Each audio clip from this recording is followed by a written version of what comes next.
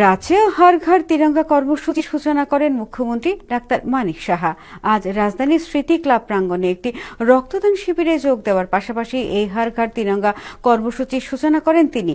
এদিন সামাজিক দায়বদ্ধতার বার্তা নিয়ে আগরতলা পুর নিগমের 20 নম্বর ওয়ার্ডের উদ্যোগে এই রক্তদান শিবিরের আয়োজন করা হয়। উপস্থিত ছিলেন মেয়র দীপক মজুমদার, কর্পোরেটর রত্না দত্ত প্রমুখ। এদিন মুখ্যমন্ত্রী স্মৃতি ক্লাবের দুর্গাপূজার থিমেরও আনুষ্ঠানিক উদ্বোধন করেন।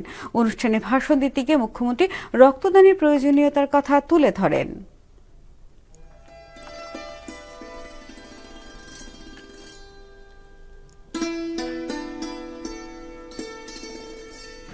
মনের ভিতর সে শক্তি আছে।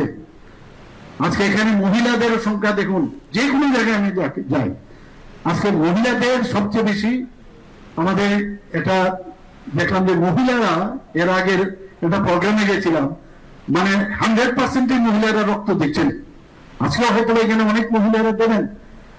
তো মহিলাদের আমাদের আজকে 50% পপুলেশনে, তো আমরা এই যে সবাইকে নিয়ে যাওয়া, সবাইকে একসাথে নিয়ে যাওয়া, যাদের অধিকার সেই অধিকার আমরা দেব।